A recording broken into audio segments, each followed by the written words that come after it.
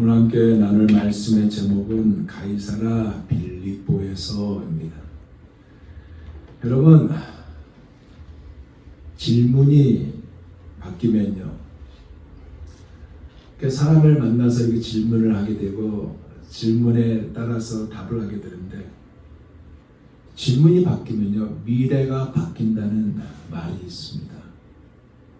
이유는 이 질문이 사람을 끌리게 하고 대화를 하게 되는데 그 대화의 자아도취를 막아주고요, 또한 질문이 설득력에 있어서 탁월한 효과가 되기에 그렇다는 말이 있습니다. 그래서 질문을 하게 되면 답이 자연스럽게 나온다고 하였고, 생각을 자극하여 마음을 열게 하고 귀를 기울이게 한다는 그러한 이야기도 있습니다. 오늘 본문은요, 예수님이 제자들을 가이사라 빌립보라는 곳에 데리고 가서 거기서 묻고 있는 질문과 그에 대한 대답의 말씀이 오늘 본문입니다. 너무나 잘 아는 말씀이에요. 수없이 들었던 말씀이 이 말씀입니다. 주는 그리스도시요 살아계신 하나님의 아들이니라 하고 했던 이 베드로의 고백을 우리는 수없이 들었습니다. 그렇지만 오늘 다시 한번 이 말씀을 나누면서 은혜를 받고자 합니다. 주님은요, 사역의 현장인 갈릴리를 잠시 떠나 이곳 가이사라 빌립보로 가셨습니다. 이것은 갈릴리에서 훨씬 북쪽으로 올라간 곳입니다. 여러분 주변에 보시면 지도를 나올 겁니다. 그 지도에 보면 한참 위에 있습니다. 훨씬 북쪽으로 올라간 곳으로 이방인들의 땅과 인접하고 있는 최북단에 있는 지역입니다. 저도 가보았지만 굉장히 아름다운 곳이에요.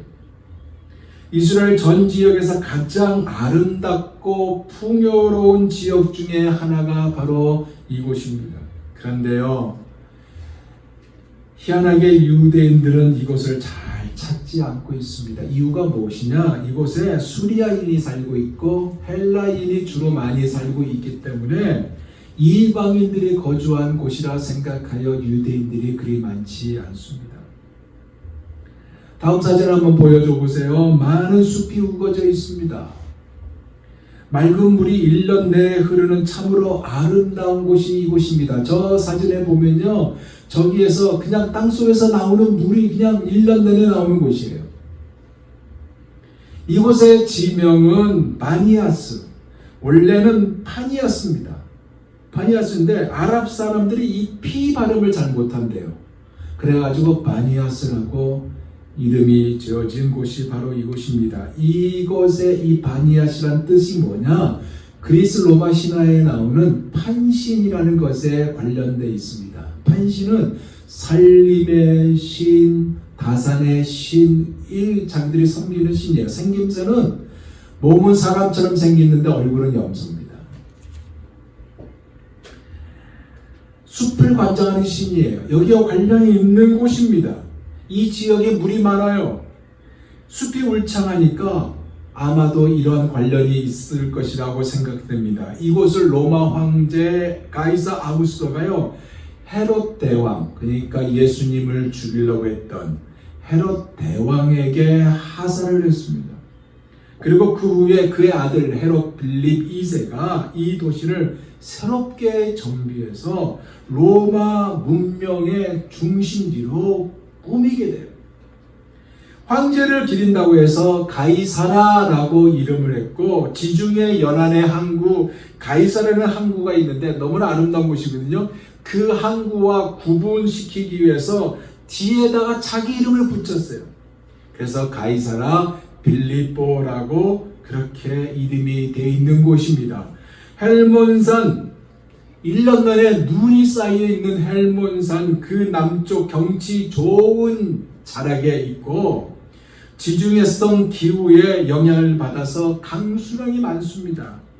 석회암으로 이루어져 있어요.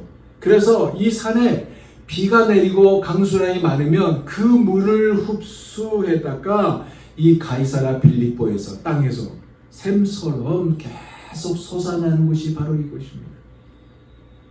이 흐르는 물이 어디로 흘러 들어가냐면 요단강으로 흘러 들어갑니다. 이곳으로 제자들이 예수님과 함께, 아니 예수님이 제자들과 함께 이곳으로 갔습니다.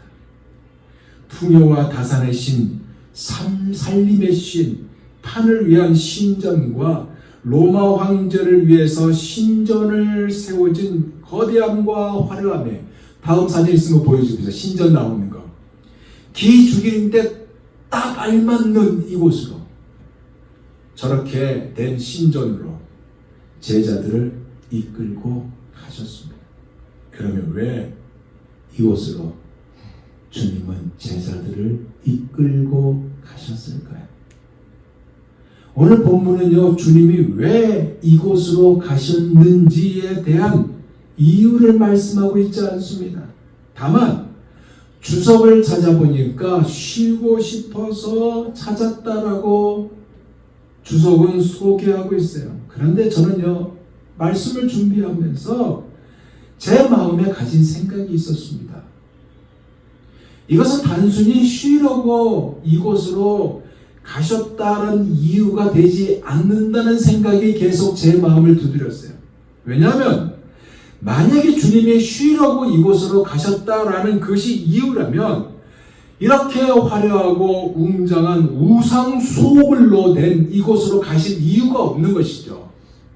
경치가 더 좋고 조용하고 한적한 곳으로 가야 하는 것이 맞는 것입니다. 그런데 주님이 쉬려고 간 곳이 이곳이 아니라 어떤 마음이 들었냐면 사역을 마무리할 시간이 다가왔기 때문에 제자들에게 자신의 정체성에 대한 확고한 의식을 가지게 하려고 갔다는 생각이 제 마음에 많이 들었습니다. 그리고 자신이 왜 십자가에 달려 죽으셔야만 하는지에 대한 설명을 하는 장소이고, 왜 이 땅에 오셔야만 하신지를 말씀하시려고, 그리고 죽음을 향해 이곳으로부터 예루살렘으로 가는 시점이기 때문에 이곳으로 이끌고 왔다는 생각이 들었다는 겁니다. 이렇게 가장 화려하고 가장 멋진 이방의 신전 앞에서요, 주님은요 제자들에게 묻습니다. 13절을 볼까요? 이렇게 물어요. 예수께서 빌립보 가이사랴 지방에 이르러 제자들에게 물어 이르시되 사람들이 인자를 누구라 하느냐. 쉬운 말로 표현하면요, 이거예요. 얘들아, 이 엄청나고 화려한 신전 너희들이 봤지? 보이지? 세상의 부유함과 평화로움으로 가득한 이 신전을 너희가 봤는데, 그러면 너희들은 나를 누구라고 생각하니? 이겁니다. 이 질문은요, 아주 중요한 전환점의 질문이에요.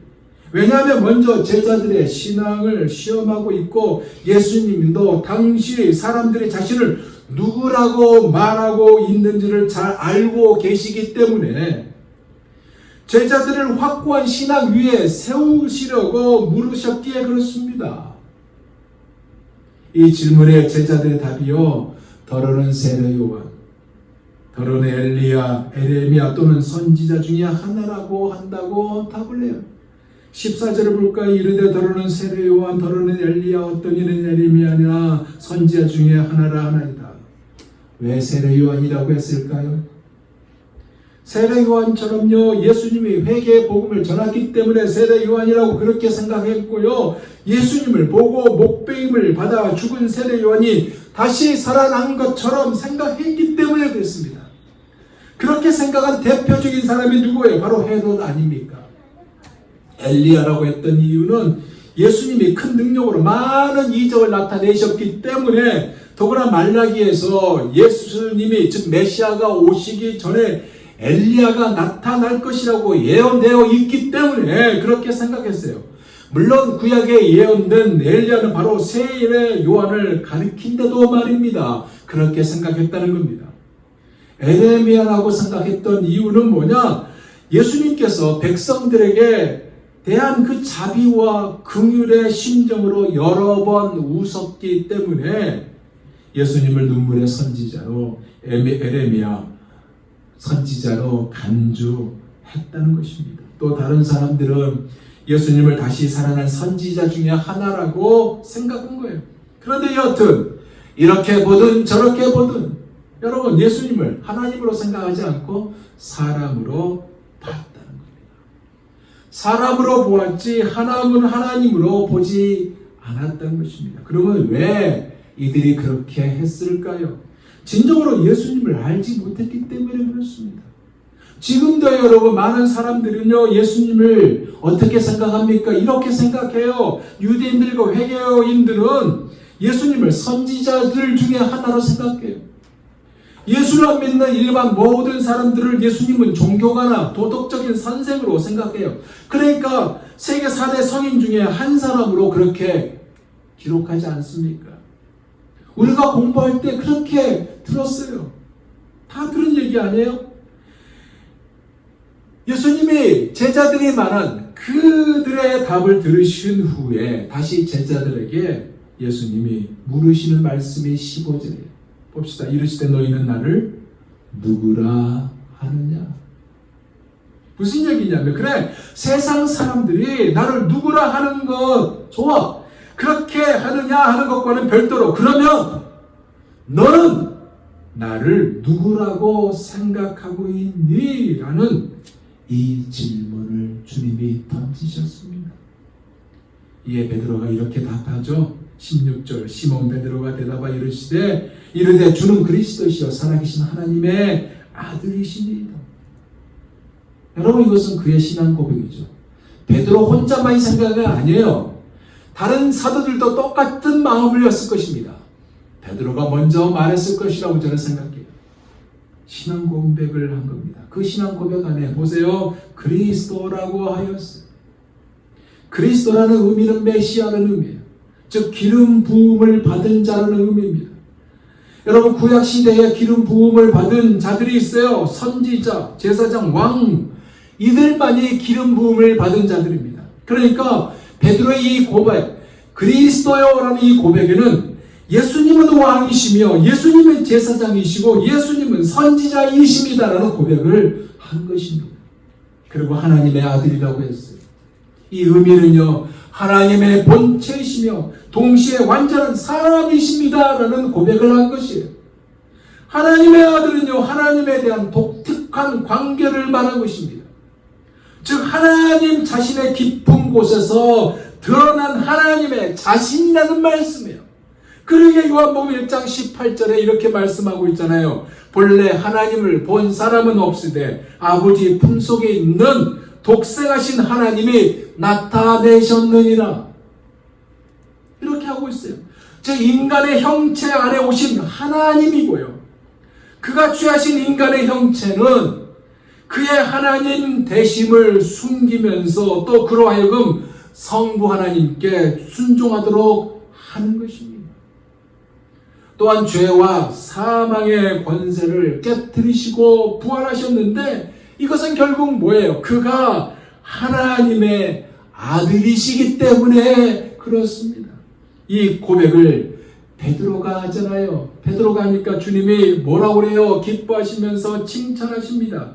그리고 이 진리를 알게 하신 분은 오직 하나님이시다라고 강조하고 있습니다. 17절을 볼까요? 예수께서 대답하여 이르시되 바요나 시몬아 내가 복이 있도다. 이를 내게 알게 한 이는 혈육이 아니요 하늘에 계신 내 아버지십니다.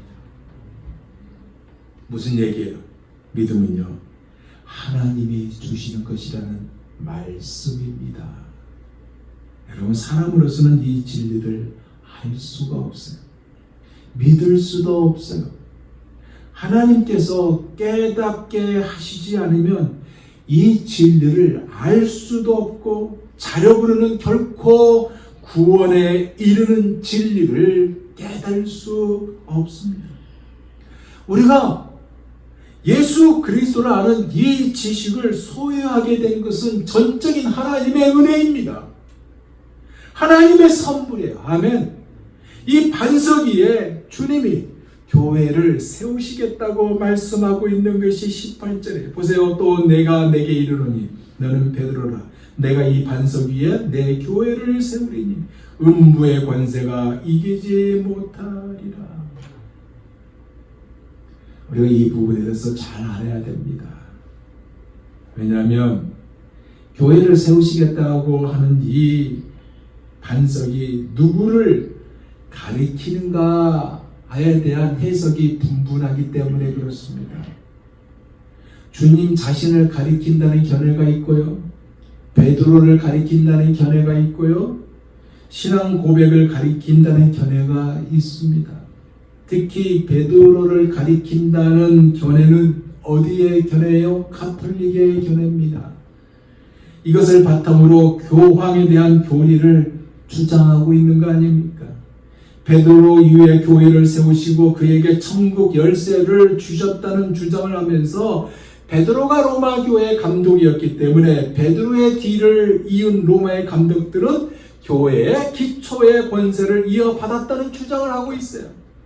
이러한 주장으로 로마 감독이 교회의 수장이 되었고 지금까지 권세를 휘두르고 있는 거 아닙니까? 그러나 오늘 본문의 말씀은 주님께서 베드로 위에다 교회를 세우셨고 베드로에게 천국의 열쇠를 주셨다는 이 의미가 아니라 베드로로 대표되는 사도들과 신앙 고백의 터 위에 교회를 세우셨다는 것입니다. 그러니까 베드로가 다른 사도들 위에 군림할 수 있다는 뜻이 아닌 거예요. 그리고 반석은 주님 자신이기 때문에 교회의 유일한 기초가 예수 그리스도요, 교회의 터는 사도들이라는 말씀입니다. 그래서 에베소서 2장 20절에 이렇게 말씀하고 있어요. 너희는 사도들과 선지자들의 터 위에 세우심을 입은 자라. 그리스도 예수께서 친히 모퉁이 돌이 되셨느니라. 주님께서는 교회를 자신의 교회라고 말씀하셨고 자신께서 친히 교회를 세우신다고 말씀하셨으므로 그 어떤 것도 교회를 파괴할 수 없고 그 어떤 세력도 교회의 완성을 방해할 수 없는 것이 지극히 당연한 것입니다. 무슨 얘기냐? 즉 삼돌이신 주님께서 주님의 성품에 참여하여 삼돌들이 된 자들만을 사용하셔서 친히 교회를 지으셨다는 것입니다. 그리고 우리는 이 예수 안에서 교회로 지어져 가고 있는 자들이라는 사실입니다. 이 교회가 완성되어 가는 것을 가리켜 우리는 성화, 영화 그렇게 얘기하지 않습니까? 이것이 바로 아름답고 영광스러운 모습으로 나중에 드러나게 된다는 사실입니다. 그리스도 안에서 완전히 새로워지고 변화된 산돌들, 뭐예요? 다양성을 그대로 간직한 성도들로 이루어진 교회가 그리스도의 순결하고 아름다운 신부들의 모습들이 될 것이고 이 땅에서 이러한 교회를 완성할 수는 없지만은 진정으로 변화된 그리스도인들이 장차 완성될 교회의 모습을 닮아가 이 땅에서도 아름다운 교회를 나타내게 되는 것입니다. 이 일에 우리가 부름을 받았고 그리고 우리가 우리 사랑의 교회로 우리 모두가 엮어져 있다는 사실입니다. 그런데 여러분 보세요. 이것을 잘 감당해야 할 교회가, 이것을 잘 감당해야 할 목사가 얼마나 부패하고 얼마나 타락했습니까? 부패하고 타락한 부분에 어쩌면 저도 포함될지 몰라요. 많은 사람들이 이구동성 이 얘기해요. 한국교회에 위기가 왔다고. 왜 위기가 왔을까요? 교회 다니는 숫자가 줄었기 때문에 위기가 왔을까요? 저는 그렇게 보지 않습니다. 교회 조직이나 체계가 부족하기 때문에 위기가 왔을까요? 저는 그렇게 보지 않아요. 순수한 복음의 본질을 잃어버렸기 때문에 위기가 온 것입니다. 복음이 희미해져 가는 거예요. 점점 희미해져 가. 복음의 능력을 잃어버리게 되니까 타락과 부패, 늠에 빠져들어 결국 세상 사람들의 비난을 받게 되고 조롱을 받게 되는 결과를 맞이하게 된 것입니다. 그렇기 때문에 이것이 회복이 되는 비결은 간단해요.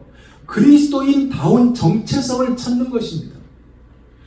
이거는 하나님과의 관계성에서 이루어진 거예요. 하나님과의 관계성만이 이것을 회복하게 하는 것입니다. 즉 복음으로 사는 사람의 진정한 인간다움 있죠. 하나님을 아는 지식으로 성장하는 그리스도인의 본래 모습 있잖아요. 이 모습이 되었을 때만이 회복이 되는 것입니다. 이것을 회복하는 길은 간단해요. 자신이 하나님으로부터 얼마나 큰 은혜와 사랑을 받는 존재인가를 기억할 때 회복이 되는 것입니다. 그리고 하나님의 말씀을 주야로 묵상할 때 회복이 돼요. 이것이 이루어질 때 세상 사람들이 우리로 하여금 하나님을 볼 수 있는 우리가 그 통로가 된다는 사실입니다. 우리의 모습이 이러한 모습이 되어서 정말 세상 사람들에게 예수님을 믿는 사람들로 인정받는 우리 모두가 다 되시기를 예수 그리스도 이름으로 부탁드립니다. 여러분, 주님은 계속 우리 말씀하셨어요. 이 반석 위에 내가 교회를 세우는 이 음부의 권세가 이기지 못하리라. 무슨 얘기예요? 예 없이 모든 사람들은 죽음에 삼켜진다는 것이에요. 그리고 기다리는 것 또한 두려운 지옥뿐이라고 말씀하고 있는 거예요. 그런데 그 죽음도 지옥도 교회를 이기지 못한다고 말씀하고 있잖아요. 왜 그럴까요? 교회의 주인이시며 죽음을 이기신 예수님께서 교회를 세우셨기 때문에, 그러기에 누구나 참으로 이 교회에 속한 자라면 멸망하지 않고 영생을 얻게 될 것이기 때문에 그렇다는 거예요. 이것이 바로 가이사랴 빌립보에서 주님께서 제자들을 이끌고 가시면서 행하셨던 그 말씀 안에 담긴 내용입니다. 이제 말씀을 마무리합니다. 사랑하는 여러분, 교회가 타락해져 가고 있고 죄와 죽음의 세력들에 둘러싸여 있는 것을 알면서도 능력을 발휘하지 못하는 지금의 현실이라고 우리는 이구동성으로 얘기하고 있습니다. 그런 가운데 교회가 해야 할 일이 무엇인가를 오늘 말씀을 통해서 우리가 엿보게 됐는데, 그것이 무엇일까요?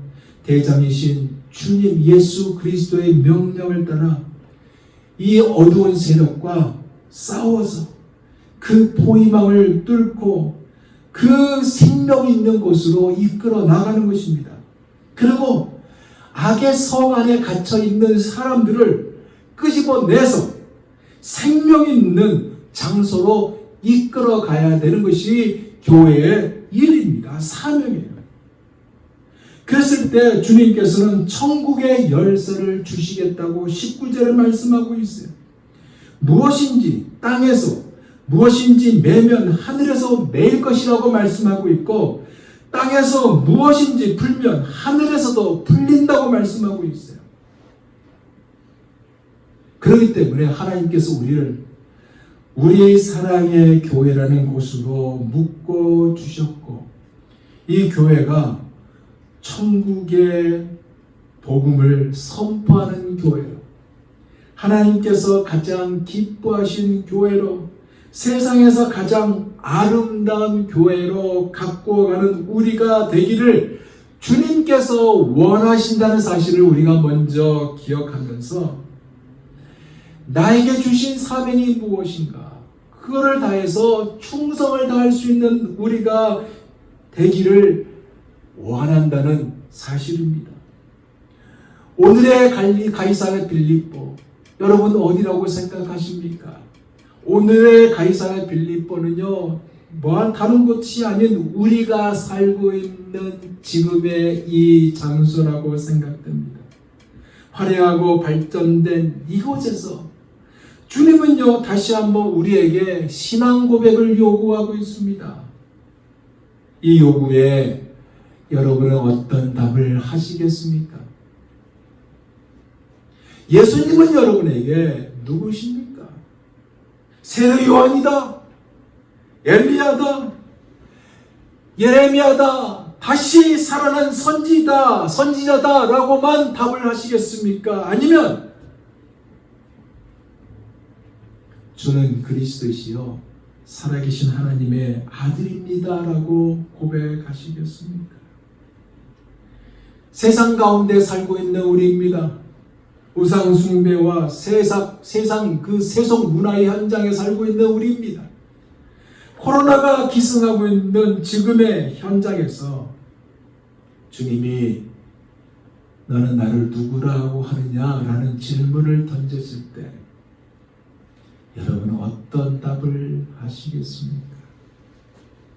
주는 그리스도시요 살아계신 하나님의 아들입니다 라는 고백이 진정한 우리의 고백이 되기를 원합니다. 기도하겠습니다.